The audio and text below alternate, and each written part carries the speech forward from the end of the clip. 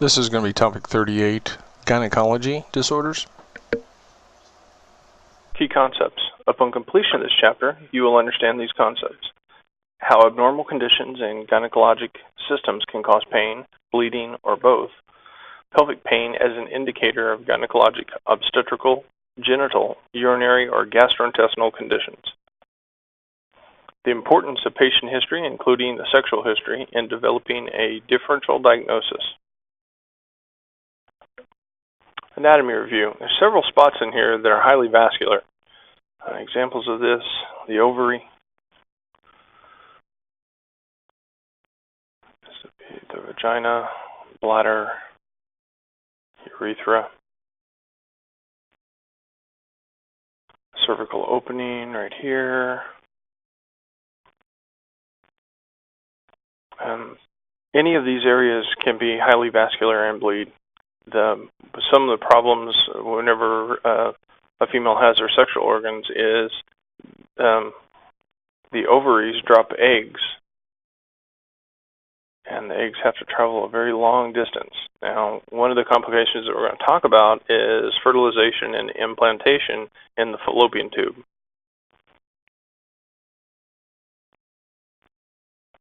Exterior anatomy, clitoral area, labia majora, labia minor, the actual vaginal intrus, or the opening, the hymen, opening of the Bartholin gland, perineum, and the anus. You may have to inspect this area. Be modest with your patient and be sure that you're not threatening in any way whenever looking into any kind of genitourinary or gynecological complication or complaint that the patient may have. Anatomy review continued. These are key terms mentioned in the chapter. Menorrhagia, which means heavy menstrual flow. Metrorrhagia, which means irregular menstrual bleeding.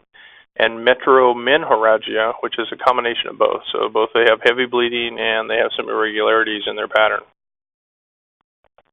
Chief concern, female pelvic pain can be from multiple sources: urinary, gastrointestinal, gynecologic, obstetrical conditions, pelvic or lower abdominal pain. Consider several conditions specifically related to the female reproductive system when looking into pain in this area, especially if they have pelvic and lower abdominal pain. Categories of pelvic disorders they pretty much branch them up into two: those that cause pain and those that cause bleeding. Pelvic pain, common disorders that would cause this, problems with the ovaries, uterus, vagina, and the external genitalia. And this could be related to infection or only pain. This includes ovarian cysts, which are fluid-filled sacs that develop on the ovaries, and we're going to take a look at a few diagrams on this. An ovarian torsion, it's kind of uncommon. Males have testicular torsions more. But if it does occur, serious medical condition that can occur when the ovary twists on the ligament, attaching the ovary to the uterus. And this can cause blood stagnation and or hypoxia to the tissues of that area. Ectopic pregnancy occurs when an embryo implants anywhere outside the uterus. And there are several areas. This can occur in the abdominal peritoneal cavity. This can occur anywhere in the fimbriae, all the way down the fallopian tube. Pelvic inflammatory disease, infection of the cervix that extends up into the uterus, fallopian tubes, and occasionally the abdomen. Endometriosis, painful pelvic conditions related to female reproductive system. This is not clear what causes endometriosis. The thinking is that some endometrial tissue from the lining of the uterus migrates into the pelvis, and this causes inflammation. Dysmenorrhea, which is painful menses, or uterine prolapse. Cervix or part of the uterus protrude from the vaginal opening. Vulvovaginitis, which is inflammation of the vulva and vagina. Patients call EMS when vaginal foreign bodies become lodged and or can't be retrieved. And this could be anything from a tampon to a sexual arousal device. So just be aware of that. Allow modesty of your patient. but still assess the scenario and the situation. History is going to give you volumes of information here. You may have to coach your patient a little bit to provide history, depending on what the topic is. Two pictures we're going to take a look at here are figure 34.3 and 34.4. Ovarian cyst is 34.3, and 34.4 is blood supply. So let's talk about this one first. This is 34.3, ovarian cyst develop on the ovary. And this right here, from whatever the cause, causes the actual ovary to inflame. This causes pain, provides pressure on surrounding nerve endings. This could be pus, exudate, fluid-filled sac, multiple things. This is a ovarian torsion, and what essentially occurs is the ovary twists on the ligament, and it will decrease the blood supply. This area here will become hypoxic, and eventually the tissue will die of lack of oxygen. 34.5, an ectopic pregnancy most often implants in the fallopian tube, which ruptures and bleeds as the embryo grows. Other potential sites of implantation are also shown here. So, like I said earlier, whenever I kind of introduce this can be in the fimbriae, infundibular, ampler, anywhere in this tract. In the ligament, in the actual tissue, implant in the interstitial area, intramural, which would be in the lining of the uterine wall, near the cervix, in the tissue, multiple areas. It can even, as it's ovulating, come out and in the peritoneal cavity and implant in the abdomen. If you'll want a quick review of why this occurs, I would go back to Anatomy and Physiology, Chapter 19 and Chapter 20. Vaginal bleeding. Dysfunctional uterine bleeding, abnormal menses related to bleeding, and this includes spontaneous abortions, which the pregnancy terminates on its own, and it's often due to genetical issues with the fetus. Threatened abortion, which is heavy vaginal bleeding in a pregnant patient who has not yet passed the fetus, but may also spontaneously terminate the pregnancy. Placenta previa. Placenta covers the part of the cervix rather than being completely implanted along the intrauterine wall. And I got a picture of that here in just a second, and an abrupto as well. Placenta abruption, premature separation of the placenta from the uterus, and this can cause bleeding. The closer it is to the cervical opening, the more bleeding you'll actually see. And this is A, placenta previa, which the placenta, instead of attaching somewhere up here, kind of dropped down and it attached in the lower portion. So kiddo is right where the X is. So that means whenever they have a placenta previa, and this is highly vascular, every time they get a little Braxton Hicks or a contraction, we'll see a pretty good amount of blood flow coming out of that. Very simply, whenever this is probably going to be a cesarean, if kiddo is here, he would have to push his way through the placenta to be delivered. And that's probably not going to be possible. There's going to be too much bleeding. It could sacrifice both mom and child. And B is the placenta abruption, or abrupto placentae, which the placenta detaches itself. If I can change colors here.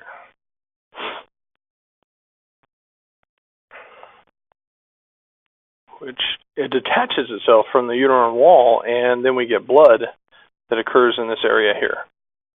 Now, sometimes we may have little or no bleeding due to, depending on where the location of this abrupto is. History, considerations. Try first open-ended questions, then focus on the questions as you get some of the history. Determine the location, severity, characteristic of the pain, and associated symptoms. Get your sample OPQRST history from them as quickly as possible. Sexual history may be the key to narrowing down differential diagnosis. Accomplish this with discretion and privacy. Consider pregnancy-related causes, past medical history of ovarian cyst, past ectopic pregnancies, or pelvic inflammatory disease, or any type of surgical history. Examination. On the abdominal examination, very important and can provide clues. Inspect the abdomen, look for areas of bruising and ecchymosis. Auscultate the abdomen, look for the presence of bowel sounds. Do not solely rely on the vital signs. Look for signs of poor perfusion. Assessment. Signs of medical emergency: an acute onset of lower abdominal pain, vaginal spotting, and irregular menstrual cycle. Lower quadrant abdominal pain, rebound or guarding. This could be, if they have rebound tenderness on the right, it could be their appendix. They could have an ovarian cyst. They could be having an episode of endometriosis without actually looking into it further. We're just taking a guess at this point. Isolate the area, try to obtain a good history, try to focus in on what you're getting from the history, and look for the clinical signs. After that, transport them to the emergency room. Hypotension may reflect blood loss.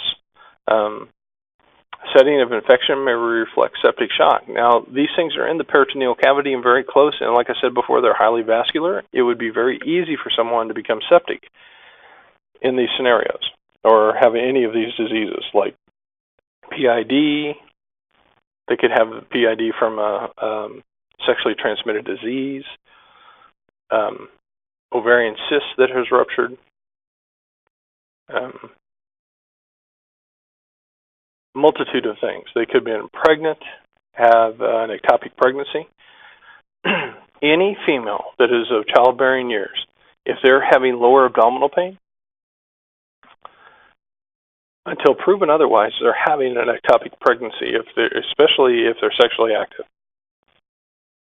And even if they're not, because they could have hidden that history from you. As far as treatment goes, first priority is going to be ABCs. If they're hemodynamically unstable, apply high flow oxygen in high concentrations. Rapidly establish IV access and administer boluses. Position the patient supine with legs elevated. As far as paramedic treatment goes, monitor their ABCs.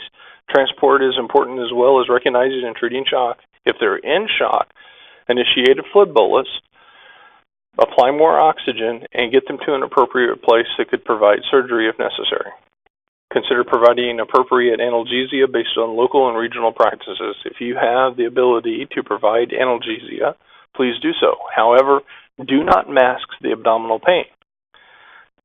The emergency room physicians on the other end will thank you greatly if you allow them to provide an assessment. Even though right after they get the assessment, they are going to probably give them something for pain. On evaluation, reassess during transport their ABCs and vital signs. Maintain adequate blood pressures. This may require additional IV fluid boluses. Altered or depressed mental status may require airway management.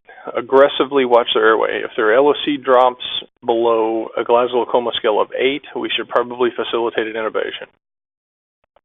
Disposition on unstable patients, transport to the closest appropriate emergency department. Resuscitate patient en route.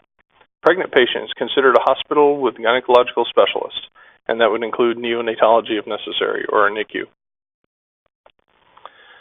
In conclusion, diagnosis of a female patient who complains of pelvic pain or vaginal bleeding is challenging in the pre-hospital environment. Paramedic needs to rapidly assess for signs of shock, hemorrhage, and sepsis, and respond accordingly. Often the paramedic can gather enough clues from the history and physical exam to narrow down the list of possibilities. In some cases, the paramedic may arrive to the answer prior to the arrival at the emergency department. If you have any questions concerning this topic, feel free to contact me. My name is Roy Smith, smith@SamaritanEMSOK.com, or 405-492-8243. Thank you.